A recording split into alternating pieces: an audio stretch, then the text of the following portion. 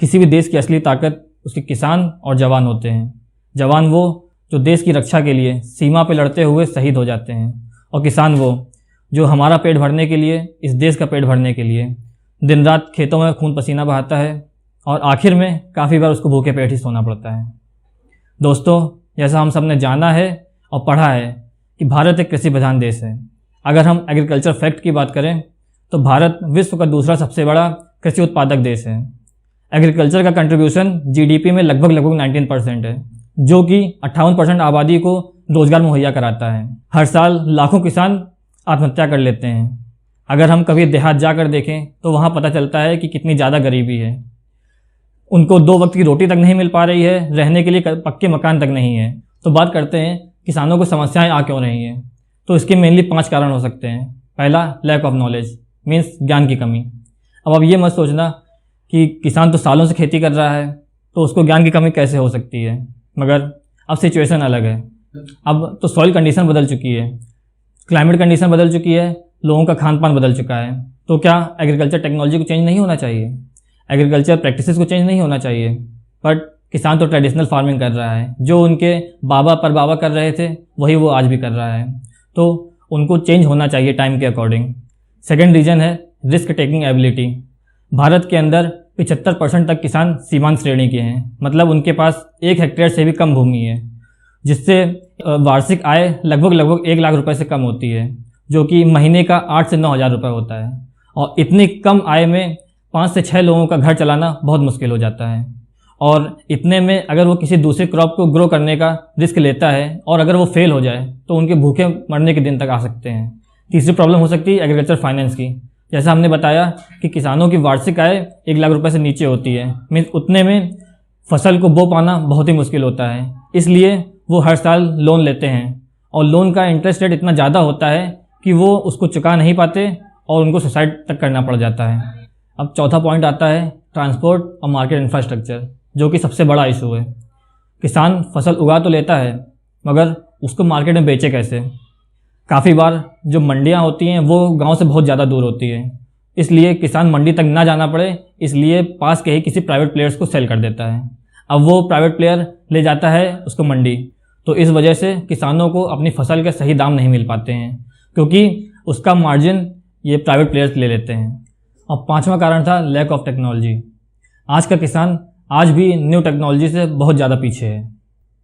तो दोस्तों, जैसा हमने देखा, खेती किसानी में समस्याएं तो बहुत सारी आती हैं, और इन्हीं सब समस्याओं को देखते हुए साल 2012 में एक एग्रीटेक स्टार्टअप की शुरुआत होती है। जी हाँ दोस्तों, मैं बात कर रहा हूँ देहात की। अरे नहीं, ये वाला देहात नहीं भैया, ये वाला देहात। देहात एक यूनिक एग्रीटेक स्टार्टअप जिसने लाखों किसानों की ज़िंदगी बदल दी। क्रॉप्स की सोइंग से लेके हार्वेस्टिंग तक, और हार्वेस्टिंग से लेके प्रोसेसिंग तक उसने किसानों की सारी समस्याओं को दूर कर दिया। पर कैसे, चलिए जानते हैं। हाँ, तो कहानी शुरू होती है वर्ष 2008 से। बिहार के एक छोटे से गांव के रहने वाले शशांक कुमार आईआईटी दिल्ली से अपनी ग्रेजुएशन की डिग्री कंप्लीट करते हैं। उसके बाद उनके पास बहुत सारे जॉब्स के चांसेस थे। इनफैक्ट उन्होंने कुछ साल मल्टीनेशनल कंपनी में काम भी किया, बट उन्हें वहाँ जॉब सेटिस्फेक्शन नहीं मिल रहा था, क्योंकि उन्होंने किसानों की समस्याओं को बहुत करीब से देखा हुआ था और वो उनके लिए ही कुछ करना चाह रहे थे। तो फिर क्या था, उन्होंने जॉब छोड़ दी। कहते हैं जितना बड़ा रिस्क होगा कामयाबी उतनी ही बड़ी होगी। तो यही सोचकर शशांक कुमार ने जॉब छोड़ दी और अपने काम में लग गए, ये जानते हुए भी कि सफ़र बहुत ही कठिन होने वाला है। उनके पास ना तो किसी के फुटप्रिंट्स थे, ना ही कोई एडवाइस देने वाला था, मगर फिर भी वो और अपने कुछ दोस्तों के साथ मिलके उन्होंने काम स्टार्ट किया। स्टार्टिंग के कुछ सालों तक तो इन्होंने सिर्फ किसानों से बात की और डाटा कलेक्ट किया। डाटा क्रॉप कल्टीवेशन का, क्रॉपिंग पैटर्न का, इनपुट सप्लाई चेन और पोस्ट हार्वेस्ट सप्लाई चेन का। जब ये किसानों से बात कर रहे थे तब इन्होंने फार्मिंग के बहुत सारे लूप होल्स को आइडेंटिफाई किया और उनके सल्यूशन की खोज में लग गए। इसके बाद फाइनली 2012 में ग्रीन रेवोल्यूशन नाम से एग्रीटेक स्टार्टअप की शुरुआत हुई और जिसके ऑनलाइन प्लेटफॉर्म को देहात नाम दिया गया। देहात एक एग्रीटेक प्लेटफॉर्म था जो एग्रीकल्चर और टेक्नोलॉजी को कनेक्ट करता था। इन्होंने इस प्लेटफॉर्म से किसानों की 3 समस्याओं को सॉल्व कर दिया। पहला, which crop to grow, means कौन सी क्रॉप ग्रो की जाए उनकी सॉइल कंडीशन के अकॉर्डिंग, उनके क्लाइमेट कंडीशन के अकॉर्डिंग, और वो क्रॉप जो उनको ज़्यादा से ज़्यादा प्रॉफिट दे सके। सेकेंड प्रॉब्लम थी कैसे ग्रो किया जाए, कौन सा इनपुट डालें, कितना डालें जिससे ज़्यादा से ज़्यादा प्रोडक्शन प्राप्त हो सके। तीसरी प्रॉब्लम थी वेयर टू सेल, कहाँ पर बेचा जाए जिससे उनको ज़्यादा से ज़्यादा प्रॉफिट मिले, टाइम की बचत हो और क्रॉप वेस्टेज भी ना हो। अब जब इन्होंने किसानों की बड़ी समस्याओं को सॉल्व कर दिया तो जब किसान इनके साथ एक बार जुड़ता था तो फिर उनको कहीं और भटकना ही नहीं पड़ता था, जिसकी वजह से एक के बाद एक किसान जुड़ते चले गए और आज इनके प्लेटफॉर्म पे 7 लाख से भी ज़्यादा किसान जुड़ चुके हैं। And this startup is going to be a next unicorn in next coming days. अगर हम फैक्ट की बात करें तो कंपनी का वैल्यूएशन लगभग $450 मिलियन से भी ज़्यादा हो चुका है। अभी तक लगभग 3600 से भी ज़्यादा देहात सेंटर्स इंडिया के 7 स्टेट्स में ओपन हो चुके हैं और इन्हें देहात सेंटर्स को इन्होंने माइक्रो एंटरप्रेन्योर्स का नाम दिया। 650 से भी ज़्यादा कोऑपरेटिव बायर्स इनके प्लेटफॉर्म पे ऐड हैं जो किसानों के प्रोड्यूस को डायरेक्टली बाय करते हैं और फिर प्रोसेसिंग करके उनको कंज्यूमर्स तक पहुंचाते हैं। 150 से भी ज़्यादा सेलर्स एग्री इनपुट सेलर्स इनके प्लेटफॉर्म पे ऐड हैं जो कि किसानों को सीड्स, फर्टिलाइजर्स, पेस्टिसाइड्स प्रोवाइड करते हैं। जनवरी 2022 तक कंपनी लगभग $157 मिलियन से भी ज़्यादा का फंड रेज कर चुकी है and now company is clocking at ₹100 crore per month revenue and it is expected to close this financial year 2022 at around ₹1400 crore.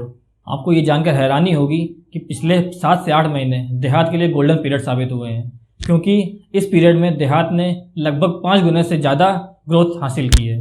तो चलिए अब बात करते हैं स्ट्रेटजीज़ की कि वो क्या स्ट्रेटजीज़ थी, वो क्या प्लानिंग थी जिनकी वजह से देहात इस तरह से ग्रो कर रहा है। देहात 5 सेक्टर्स में वर्क करता है और पूरा एग्रीकल्चर इन्हीं 5 सेक्टर्स के इर्द गिर्द घूमता है। पहला agri input, agri output, advisory, agriculture finance and agriculture insurance. तो चलिए जानते हैं इन सबको एक एक करके। हाँ, तो पहला सेक्टर है एग्री इनपुट। जनरली क्या होता था, किसानों को पेस्टिसाइड, फर्टिलाइजर और सीड लेने के लिए जगह जगह भटकना पड़ता था, जिससे उनका टाइम भी वेस्ट होता था और पैसे भी। तो देहात ने क्या किया, एग्री इनपुट सप्लायर्स को किसानों से कनेक्ट कर दिया।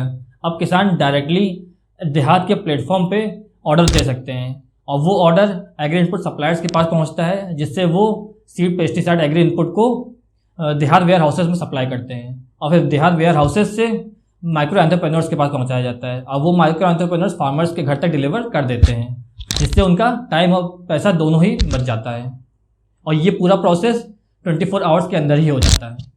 हमारा नेक्स्ट सेक्टर है एग्री आउटपुट, जिसको हम लोग मार्केट एक्सेस भी कहते हैं। किसान क्रॉप प्रोड्यूस तो कर लेता है, बट असली प्रॉब्लम आती है उसको हार्वेस्टिंग के बाद, जब अपने क्रॉप्स को सेल करना होता है। बट सारे किसान अपने प्रोड्यूस को लेके APMC मंडीज तक जा नहीं सकते, तो फिर क्या करें।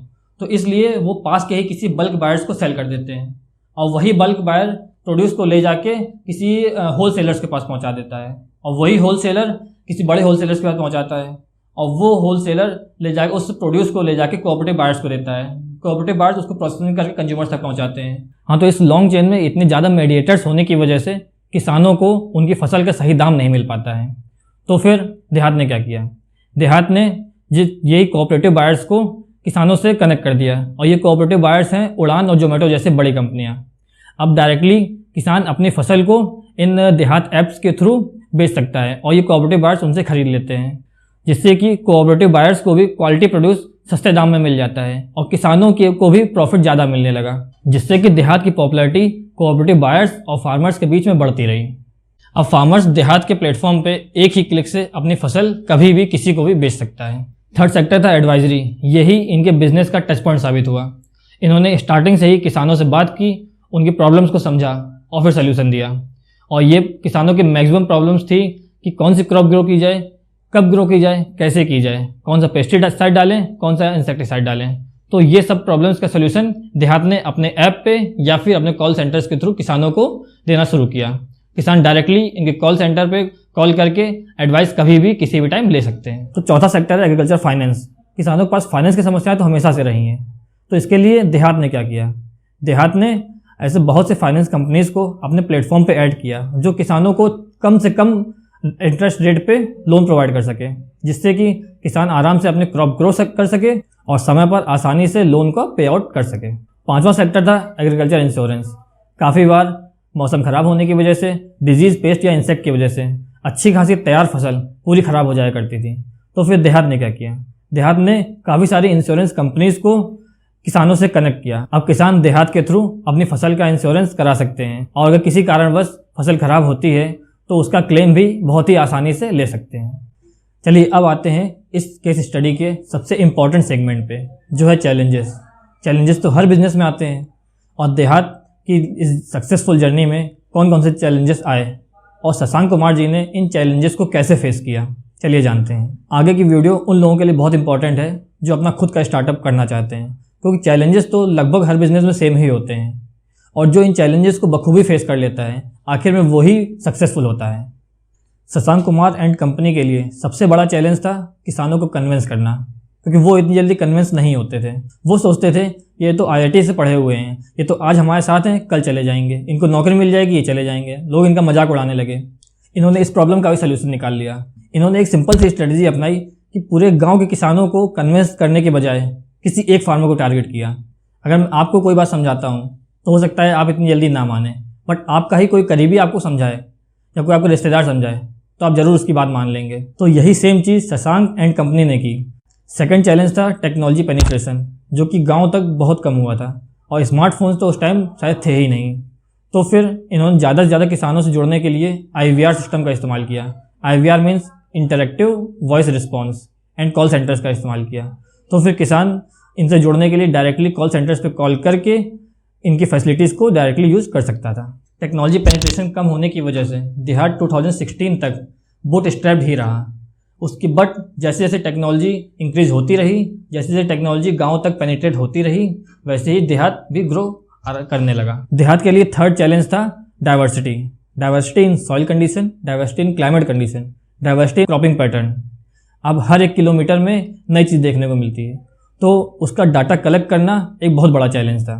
तो देहात ने क्या किया? देहात ने स्टार्टिंग के कुछ सालों तक तो सिर्फ किसानों से बात की और अपना डाटाबेस कलेक्ट किया।